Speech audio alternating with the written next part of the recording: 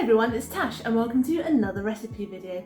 And this week it's my dad's birthday, specifically it was this Monday. And this year he has requested a Bailey's chocolate cheesecake from me, so that's exactly what I'm going to do. This is based on one that was recently made by Hummingbird bakery that we all tried, which is delicious. And I was going to make a baked one, but it is still so hot in the UK at the moment, so I'm going to make a no-bake Bailey's chocolate cheesecake, and it will be so simple. No ovens involved, no baking involved. Just put everything in a bowl, whack it in the tin, done. I'm not quite sure how I'm going to do the end photos and the filming yet, because my dad is going to get his birthday cake on Monday, and obviously I release my videos on Wednesday. That gives me a very short time to edit and organise everything, so I'll have to think of something. To make this no-bake cheesecake, you are going to have to start it the night before because you need it to sit overnight in the fridge, but other than that, super simple to make.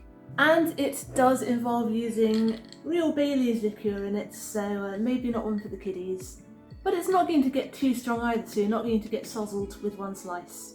So bearing that in mind, let's go. That was really stupid, let me put that down. Let's go to the kitchen and see how it's done. Let's do the boring part of setting the tin up.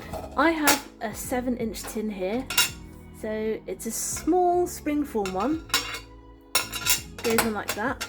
Now the problem with this sort of springform pan is it leaves a bit of a lip, which can make it a bit difficult to get cakes out. So what I usually do is I get some old cardboard and I wrap it up in cling film like this, and then I just pop it in the bottom.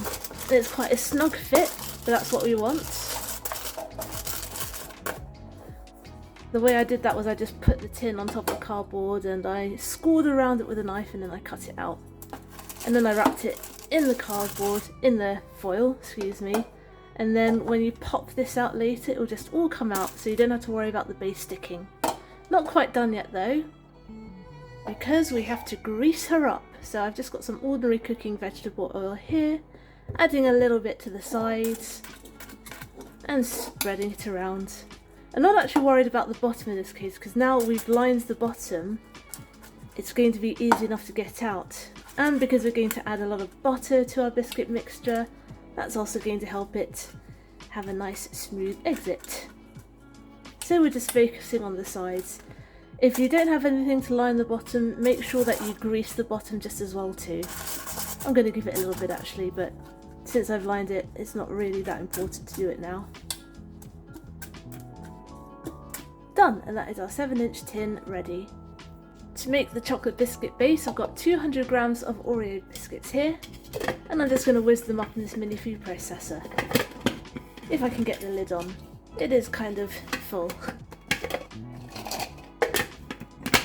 There we go. If you don't have a little food processor or chopper, then just put it in a plastic bag, one of those food bags, and then grab a rolling pin or something hard and give it a bash. But I'm going to cheat. So be right back. Just finished giving it a few seconds on whiz mode. There's no such thing as whiz mode there, it's just on. This is a very cheap one. Nice, we've got a bit of rubble. And now I'm going to add a little butter. And I've melted 60 grams of unsalted butter here, and I have let it cool down completely. If you don't have the processor blender, then you bash them up in the bag, then you put it in a bowl and then you mix it with a spoon. But since I have my contraption here, I'm going to continue to use it. So I've got my 60 grams of cooled, melted, unsalted butter. And I'm going to give it another whiz. Okay, that should be done now. I didn't give it too long because if you put cookies and butter in a food processor for too long, then you're going to literally get cookie butter, which is delicious, but we want a crunchy base, so we don't want actual liquid cookie butter. Now, that's the base done. What we're going to do now is pack it into the base of our cheesecake tin. We're going to use every single last crumb. Let me just get rid of that for a second.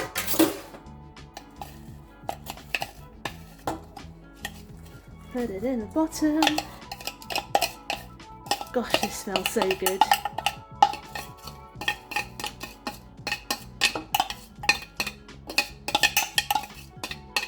Wow, that smells amazing already. Now we're going to flatten it out and pack it down until it's super dense.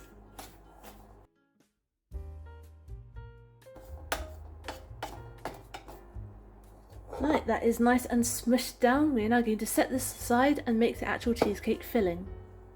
So for this next bit, we're going to melt some chocolate. If you have a microwave, just put all your chocolate in a bowl and give it a few 30-second zaps until everything is melted and keep stirring in between. I don't have a microwave, so I'm going to show you how to do it in the water bath method. So we've got a pan of water here that I'm going to bring to a simmer. Also setting on top of that a heat-proof bowl, making sure that it doesn't touch the water at the bottom. And now I'm going to add 2 types of chocolate. I've got dark chocolate here, this is 200 grams, and I have 100 grams of milk chocolate because I don't want it too dark and bitter.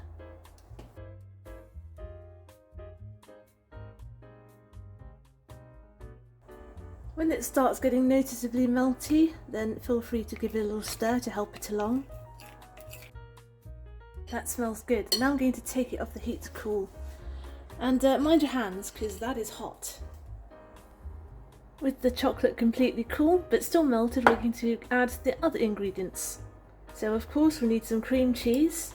This is 250 grams and it is full fat. Do not use the light stuff. We're also going to add 150 grams of full fat Greek yogurt, just for a little extra tanginess.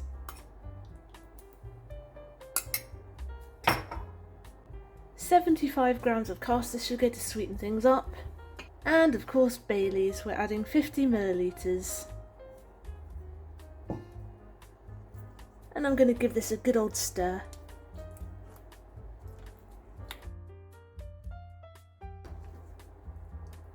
Excellent, now it's ready to go into the tin. So we've got our lovely base waiting right here, and we're just going to dollop this straight in. Now you can smooth it out at this point, but I prefer a better way.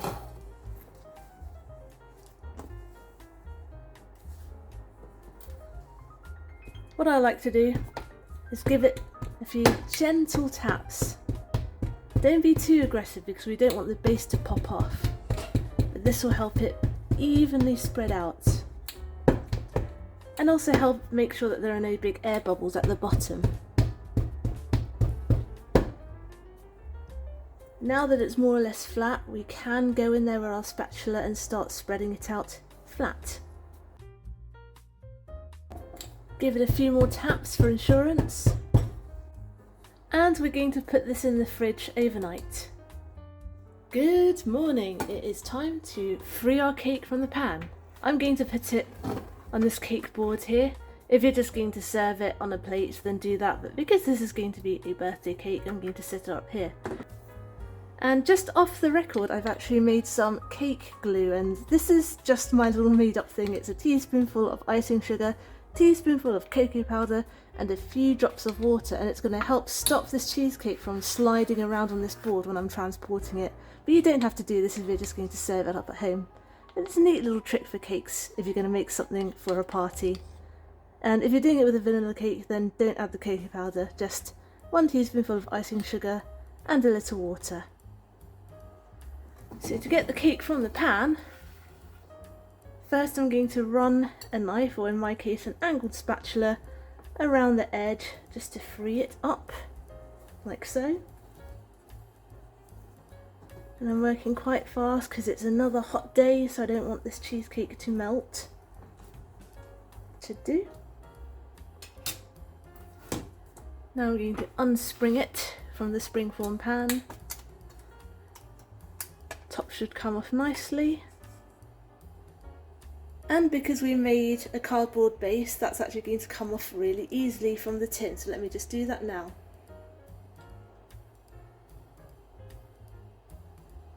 And I'm just going to lift this up like this, and because we've already made an extra base for it, it should in theory be very easy to slide this bad boy off. So let's do that now. Or you can just serve it on the board you made.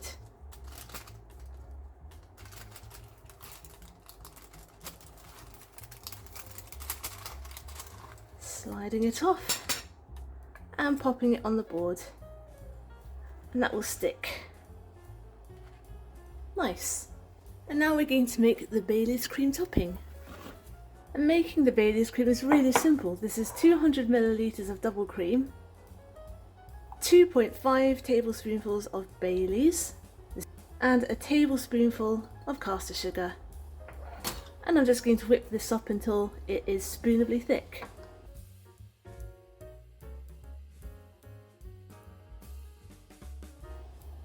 And that's done. Easy. Now all that's left to do is put this on our cake. And that is easy enough to do. Just spoon it right on in the middle. And then we're going to spread it out. That'll do. We're going to put more stuff on it in a minute anyway. So let's pop this back in the fridge for about an hour to let the cream set. Now while the cake's in the fridge and the cream is setting, I've actually gone and melted 50 grams of milk chocolate here, and I've let it cool down. I did it the exact same way that I melted the chocolate in a water bath for the main cheesecake, so you could do that too, or you could stick it in the microwave and zap it every 30 seconds if you have one. And I'm going to use this to drizzle over the cake now. Here we are with our lovely cheesecake. And the most important thing about this is don't overthink it, so just go straight ahead and give it a good drizzling. And now you can either serve it straight away, but I like to pop it in the fridge just for another 15 minutes to let the top set again. And here we have the finished product. It looks absolutely incredible. Can't wait to dig in. Of course, you can't have a birthday cake without candles, so I'm just going to pop a few in.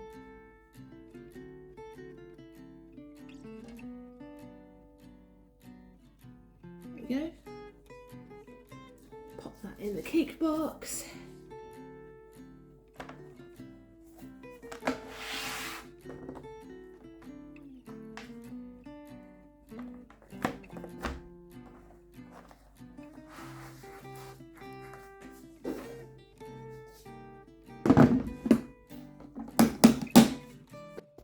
And we're ready to roll.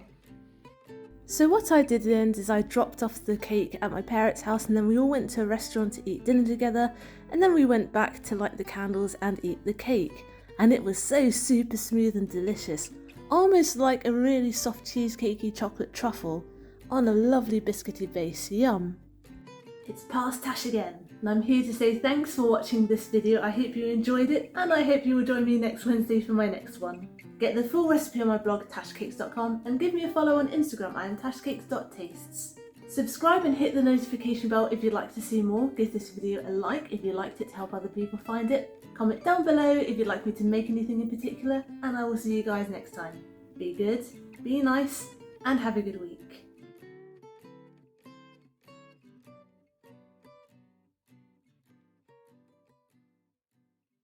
And cheers!